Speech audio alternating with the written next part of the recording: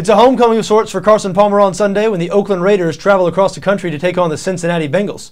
Cincinnati is currently installed as a 9.5-point favorite in this game on BetDAQ. The total has not yet been released. Palmer was sent to Oakland last year after spending his entire career in Cincinnati and had some really good years there. I'm very curious to see how the fans are going to receive Palmer. Is he going to be booed? Is he going to be cheered? I imagine he'll mostly be booed, but I'm sure there'll be a few scattered cheers out there in the crowd, people who remember and respect all that he did for this franchise. It did end bad, though. Remember, Palmer asked out of Cincinnati. Mike Brown finally shipped him out, and the Bengals have a new quarterback now, another redhead. What are the chances? I think Cincinnati's had a monopoly on redheaded quarterbacks in the NFL for the last decade or so. Andy Dalton, the young second-year player, has been good for the most part this season. Now, he has one of the best wide receivers in the game and A.J. Green to throw the ball to, so that always helps. Dalton, in the beginning of the season, appeared to be slipping into a little bit of a sophomore slump, but over these last couple of weeks, he's really come around. The Bengals have won 2 straight games to even their record at 5-5. They've got a lot to play for. They're right in it in terms of the AFC wildcard race. However, they've been a bad team to back recently, a really bad team to back at home. They've only covered once in their past 6 home games. They've only covered twice in their past 15 games against AFC opponents. That number was once before they beat the Chiefs on the road last week. So, hey, the Bengals got off to a great start last season. They were 6-2 through 8 games. Since then, the last half of last year, the first half of this year, the Bengals have been a terrible team to back, and they're 9.5-point favorites this week. That is a big number, but Oakland has been bad this season. Same old Oakland Raiders. They're 3-7. They've been especially bad on defense, last in the NFL in points per game allowed. And what has to be really disturbing to Oakland fans, and is probably disturbing to owner Mark Davis, because he publicly came out and said something this past week about how disappointed he was with the performance of the team. Well, Dennis Allen, the new head coach, who was a defensive guy, he was hired specifically to fix this defense. Not only is he not fixing the defense is getting worse.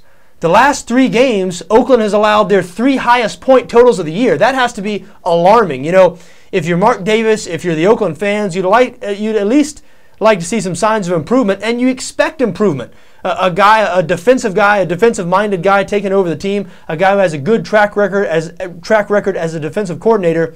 You would think that even if their defense was bad at the beginning of the season, as the year went along, he'd be able to improve that defense somewhat.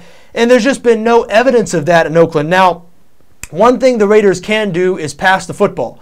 We mentioned Carson Palmer. He's passing for 290 yards per game this year, still playing at a higher level than Andy Dalton, even though I'm sure the Bengals would not trade back because Dalton is in his second year and Palmer is in his final years.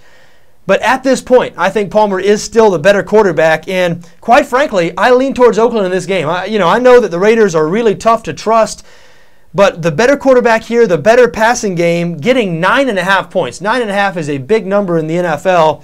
And it's not like Oakland gets blown out every week. It's not like this is the Jacksonville Jaguars we're talking about here, even though I know Jacksonville didn't get blown out last week. But it's not like this is a team that has nothing going for them, an inept offense. It's just a blowout waiting to happen. That's not really the case with Oakland. Now, they allow a lot of points. They have been blown out several times this year.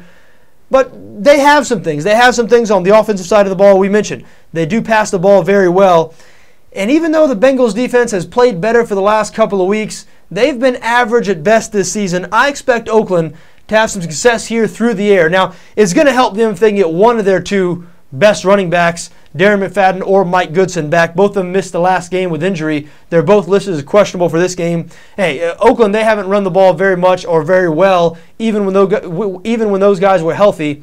But last week, with only Marcel Reese as a healthy running back, they were really one-dimensional. And I think especially getting Darren McFadden back, because not only the threat he provides running the football, but out of the backfield as a receiver, that would be big for this Oakland team. But either way, I don't think Cincinnati has any business giving this many points here, especially since they've been such a bad team to back. I mean, what have they shown you over the last year or so to lead you to believe they're going to cover a 9.5-point number? I don't think they are. I think Cincinnati probably wins this game, even though I wouldn't be shocked. It wouldn't be a complete stunner to me if Oakland went in there and pulled off an upset. But I expect Cincinnati to win the game, but I expect it to be a little closer than 9.5, so I do lean towards Oakland and the points on Sunday.